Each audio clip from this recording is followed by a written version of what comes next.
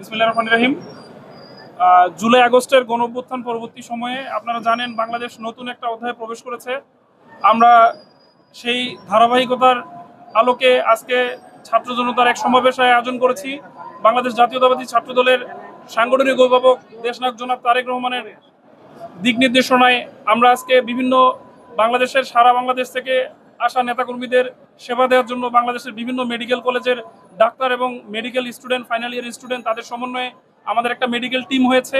এই টিমে আমরা বিভিন্ন মেডিকেল স্টুডেন্ট এবং ডাক্তারদের সমন্বয়ে প্রায় 90 জন ডাক্তার আমাদের 9টা টিমে ভাগ হয়ে 5টা মেডিকেল টিম এবং অ্যাম্বুলেন্স ও যাতায়াত নির্বিঘ্নে করার জন্য 4টা আরও মেডিকেল টিম, আমরা এই টোটাল 9টা মেডিকেল টিম মিলে মোটামুটি সব ধরনের জরুরি সেবার জন্য যে ওষুধগুলো লাগে, প্যারাসিটামল, তারপরে পিপিআই যেটাকে আমরা অমিপ্রাজল নামে চিনি, অ্যান্টাসিড জাতীয় ওষুধ, সাথে জরুরি যত রকম সেবা দরকার সেই স্যালাইন, পানি, নিত্য প্রয়োজনীয় ওষুধ নিয়ে আমরা এখানে সার্ভিস দেওয়ার চেষ্টা করছি।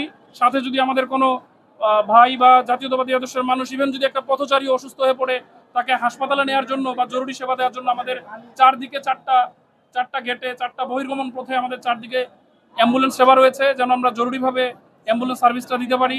আহত কেউ যদি এখানে দেখা গেল যে কোনো দুর্ঘটনায় বা হুড়াহুড়ির মধ্যে, ভিড়ের মধ্যে পড়ে আহত হয়ে যায়, তাদেরকে দ্রুত পরিবহন করার জন্য আমাদের অ্যাম্বুলেন্স সার্ভিসটা রয়েছে।